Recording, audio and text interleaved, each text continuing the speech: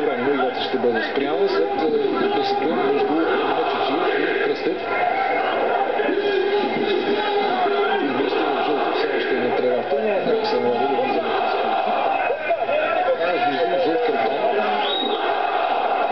който ще бъде за Георги Мечичиев, десния бек на Локомотив Пловдив.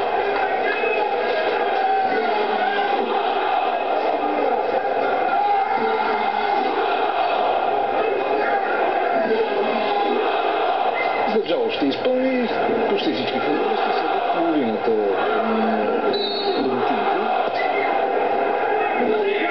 Показателните поле. Разближи за срещу. Трудовски, Аврамов. Впечатлено, че все още няма смени в толкова хора. Вече близо час на световна терена на стадион Локомотив.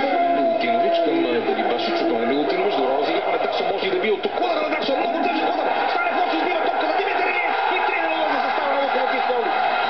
Отново Павел Станев с главна вина, отбора му да получи гол. Удара на Даксон наистина беше тежък, но бе право в ръцете на вратаря. Струва се, че Станев по-скоро се оплаши от това, че топката тупна и я изби право в краката на Димитър Илиев. Капитана на Локомотив Пловдив не сбърка и се разписва. 3-0 за тима на Локомотив и ми се струва, че всичко като крайен изход от този матч е ясно, поне такива са индикациите от поведението и на двата отбора. Домакините водят убедително с класическото 3-0, играят вдъхновено, търсят непрекъснато вратата на съперника, докато канарчетата очевидно са